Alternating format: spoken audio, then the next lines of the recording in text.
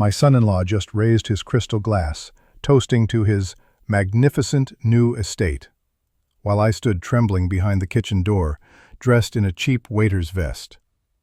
They had no idea that an hour ago, I found the folder on my daughter's laptop, the one containing a signed contract to commit me to a state-run hospice for the mentally unfit, just so they could clear the title on my house. My own daughter had traded my sanity for a seat at a millionaire's table. But they were about to find out that the senile old man they were hiding in the basement still knew exactly how to burn their perfect world to the ground. Being 63 shouldn't feel like being a ghost, but that's exactly what I've become in the very house I spent 30 years paying for.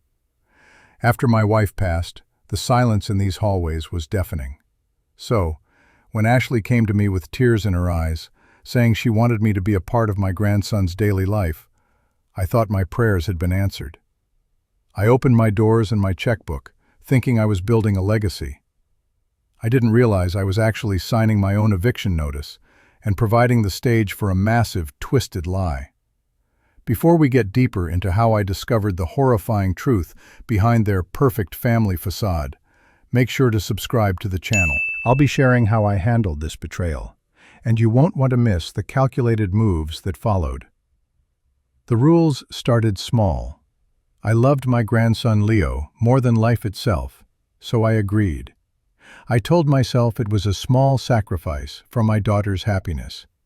But quote 4 turned into quote 5, and eventually it became my permanent reality.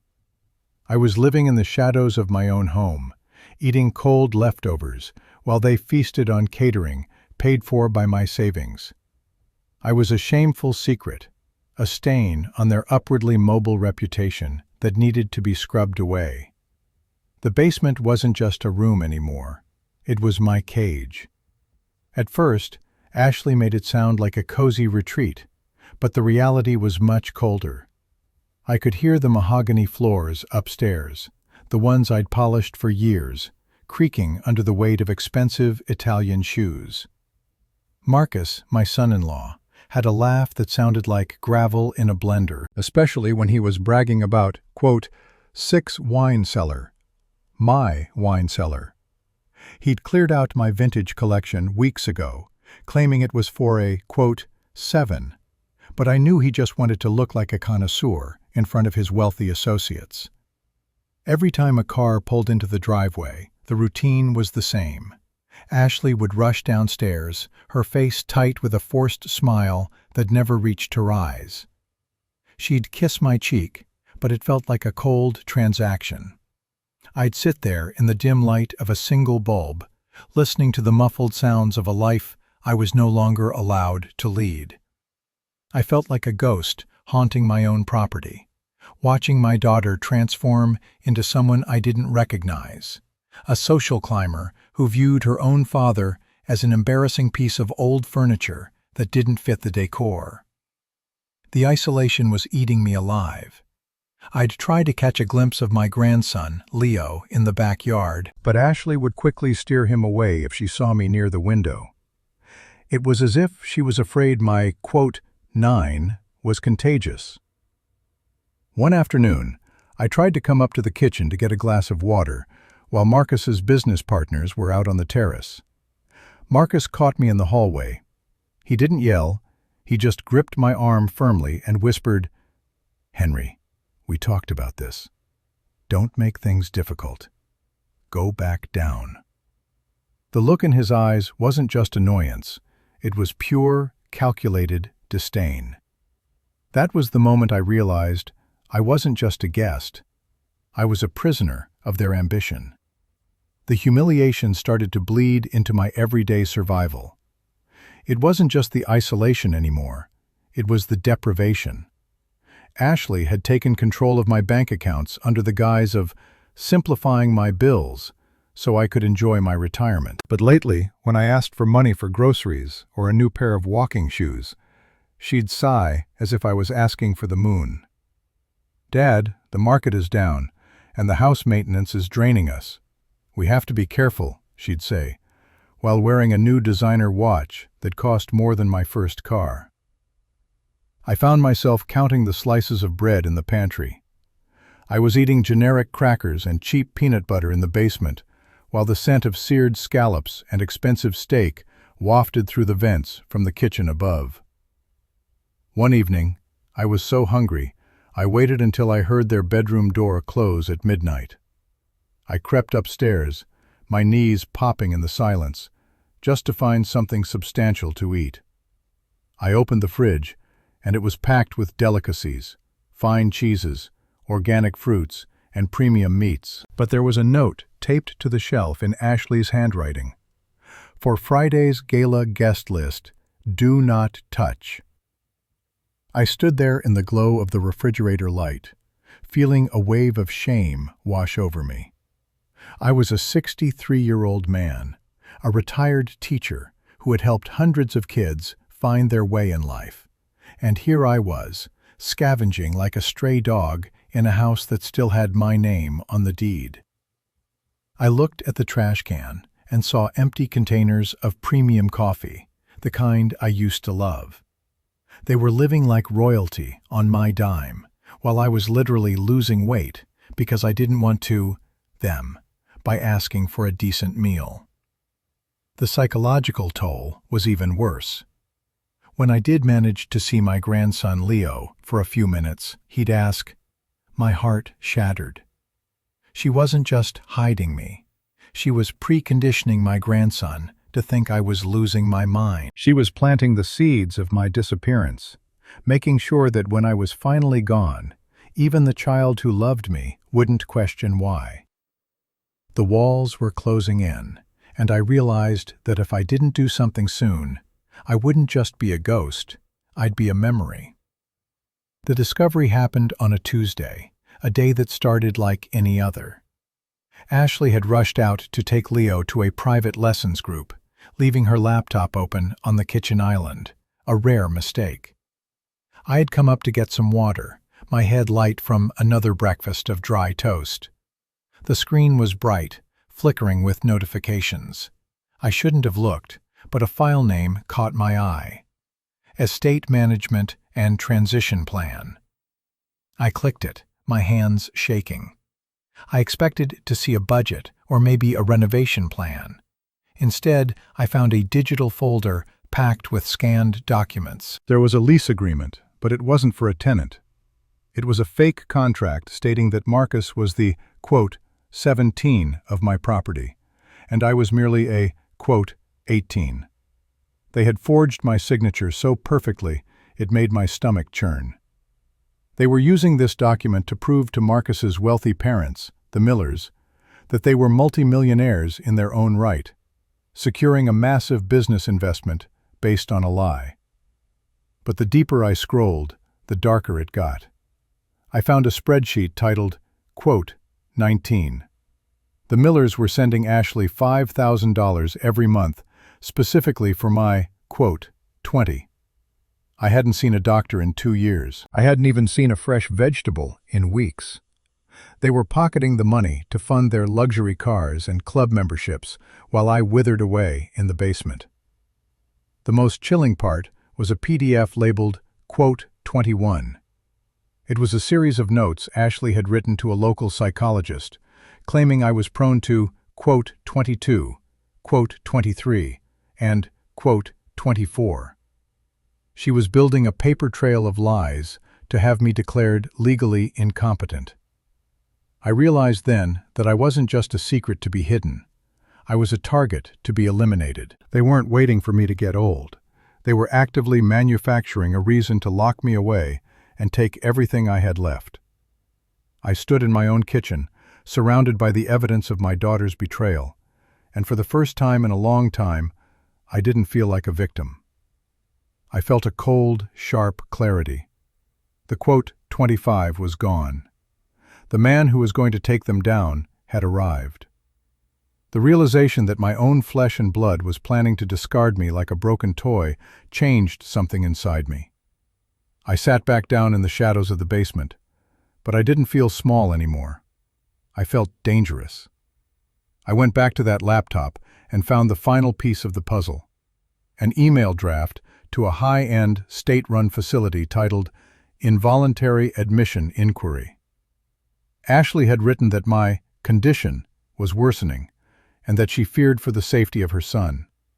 She was painting me as a monster to justify her greed. The cruelty of it was breathtaking. She was using my love for Leo as a weapon against me. I remembered all the times I'd held her hand when she was a child, all the sacrifices I'd made to put her through the best schools, and the inheritance I'd carefully guarded for her future. All of it meant nothing to her compared to the shiny, fake life she was building with Marcus. They were predators, and they had mistaken my kindness for weakness.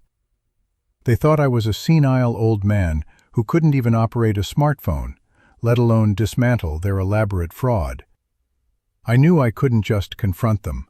If I started screaming, they'd use it as proof of my instability and call the police. I had to be smarter. I had to play the part they gave me. I began to record everything. I used my old phone to take photos of the documents on her screen. I recorded Marcus laughing in the kitchen about how the old man is practically paying for our Mediterranean cruise this summer.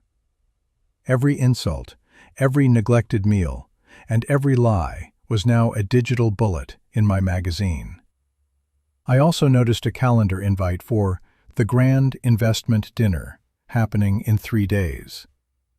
Marcus's father, the billionaire patriarch of the Miller family, was coming to sign the final papers for a 7-figure investment in Marcus's new company. This house, my house, was the centerpiece of the deal. It was the proof of their stability. I realized that this dinner was the perfect stage. I didn't just want my house back. I wanted to watch their entire facade crumble in front of the people they feared most. I spent the night staring at the ceiling, not out of sadness, but out of calculation. The trap was set, and all I had to do was wait for them to walk into it.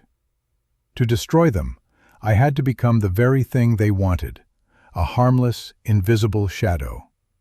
For the next 48 hours, I played my role to perfection. When Ashley came down to the basement to drop off a plate of cold pasta, I didn't look her in the eye. I stared blankly at the wall and mumbled a few incoherent words about the weather. I saw the look of relief on her face. She thought the decline she was faking was actually happening. She even patted my hand and said, "It's okay, Dad. You'll be in a much better place soon where people can look after you properly." I felt a surge of cold fury, but I kept my face like stone. "That's nice, honey," I whispered. As soon as she closed the door and the lock clicked, I pulled out my hidden phone. I wasn't just recording anymore. I was coordinating. I reached out to an old friend from my teaching days, whose son was now a high-profile real estate attorney. I sent him the photos of the forged signatures and the fake lease. His response was immediate. Quote, 35, quote. But I didn't want them in a cell, not yet. I wanted them to feel the same public shame they had forced on me. I asked my lawyer friend to prepare a gift of revocation and a formal eviction notice, but told him to keep them on ice until I gave the signal. I also did something they never expected. I used the last of my hidden cash to buy a high-quality miniature body camera that looked like a common button. I spent the afternoon practicing my servant walk. If they wanted me to be a secret, I would be the most attentive, silent secret they ever had. I watched through the basement window as the catering trucks arrived for the big dinner. I saw the expensive flowers, the crates of champagne, and the red carpet they rolled out for the Miller family. Marcus was walking around the lawn like he owned the world, pointing at my oak trees and claiming he planted them himself. He had no idea that I was watching every move, counting down the minutes until his perfect life hit a brick wall. The tension in the house was thick enough to cut with a knife, and for the first time in months, I was the one holding the blade. The morning of the big dinner arrived, and the house was buzzing with the energy of a theater backstage before a premiere. I spent the early hours in the basement, but I wasn't sitting idle. I was organizing my quote 39 quote. I had printed out the bank statements showing the thousands of dollars the Millers had sent for my quote 40 quote, side by side with my own grocery receipts for bread and peanut butter. I had the forged lease agreement stapled to a copy of my original deed. Everything was tucked into neat, professional folders. Upstairs, I could hear Marcus barking orders at the decorators. He shouted. I chuckled to myself. He was so caught up in the illusion of being a billionaire's successor that he had forgotten the most basic rule. Never build your house on someone else's sand. Ashley came down around noon, looking stressed. She didn't even bring food this time. She just handed me a crisp, white shirt and a black vest. "Dad, listen carefully," she said, her voice trembling with a mix of nerves and greed. "We told the Millers we hired a professional butler to help with the service. If they see you, you are Arthur. Don't speak unless spoken to, and if you have to talk, just say you've been with the family for years. If you pull this off, I promise the facility we found for you has a beautiful garden. You'll like it there." She was literally asking me to act as a servant at my own execution. It was the ultimate insult, a cold-blooded request that confirmed she no longer saw me as a father, but as a tool to be used and then discarded. I took the vest from her hands, nodding slowly. "I understand, Ashley. I'll make sure tonight is a night no one ever forgets." She smiled, genuinely relieved, thinking she had finally broken my spirit. She had no idea that I had already placed a folder under each guest's dinner plate, hidden beneath the decorative gold chargers. I spent the rest of the afternoon staring at the clock. Every tick was a step closer to the moment I would take back my name, my home, and my dignity. The quote 45 was about to put on the performance of a lifetime. The doorbell rang at exactly 7 o'clock. From my position in the kitchen pantry, I watched through the crack in the door as the Miller family entered. Mr. Miller, a man who looked like he was carved out of granite, shook Marcus's hand with a firm, businesslike grip. "Impressive place you have here, Marcus," he boomed. "A man who maintains a home like this knows how to maintain a business." Marcus beamed, his chest puffing out with unearned pride. "Thank you, sir. It's been in the family for a while, and I take great pride in its heritage." Ashley was glowing, draped in a silk dress that likely cost 3 months of my pension. She played the perfect hostess, guiding them toward the dining room, where the expensive wine was already breathing. I waited in the shadows, dressed in the butler's vest she'd given me. My heart was pounding, but not with fear. It was the steady beat of a man about to reclaim his life. I could hear them talking about the investment, a $5 million deal that would set Marcus up for life. They were talking about me, too, but not as a father. They were discussing the tragedy of their ailing relative who was safely tucked away in a private wing of the house. "It's a heavy burden," Marcus said, his voice dripping with fake sympathy. "But we ensure he has the best care. Money is no object when it comes to family." I almost laughed out loud. The audacity of it was breathtaking. I checked the miniature camera on my button one last time. It was live recording everything. I looked at the folders I had placed under the plates. They were like ticking time bombs, waiting for the right moment to explode. As they sat down, I began my service. I moved with a grace I didn't know I still had, pouring the expensive Cabernet I had bought years ago. When I leaned over to fill Mr. Miller's glass, our eyes met for a brief second. He looked confused, as if he recognized something in me that didn't fit the role of a hired servant. Ashley saw the look and stepped in quickly. "Arthur is new, Mr. Miller. He's very efficient, but a bit eccentric." I bowed slightly and retreated to the kitchen. The trap was fully set. The main course was about to be served, and the special ingredient I had prepared was going to destroy their appetite forever. The moment of truth arrived as the main course was served. Marcus stood up, his face flushed with wine and arrogance. "A toast," he announced, raising his glass. "To family, to legacy, and to the partnership that will define our future. To the ownership of this great estate." The Millers raised their glasses, smiling. That was my cue. I didn't stay in the kitchen. I walked straight into the dining room. But I wasn't carrying a tray. I was carrying the original framed deed to the house. "I'm afraid there's been a slight misunderstanding regarding the ownership," I said, my voice calm and projecting like I was back in my classroom. The room went dead silent. Ashley's face turned a ghostly shade of gray. "Arthur, get back to the kitchen," Marcus hissed, his eyes bulging. I ignored him and turned directly to Mr. Miller. "Sir, I am not Arthur. I am Henry, the sole owner of this property and Ashley's father. And before you sign any investment papers, you might want to look under your gold chargers." Confused, Mr. Miller lifted his plate. He pulled out the folder containing the forged lease, the bank statements showing the stolen caregiver funds, and the printed emails about the hospice. I watched him read. His expression shifted from confusion to cold, hard fury as he saw the evidence of the fraud. "What is this, Marcus?" he asked, his voice like ice. Ashley started to sob. "Dad, stop it. You're having an episode. He's not well, Mr. Miller." She tried to grab my arm, but I stepped back, holding up my phone.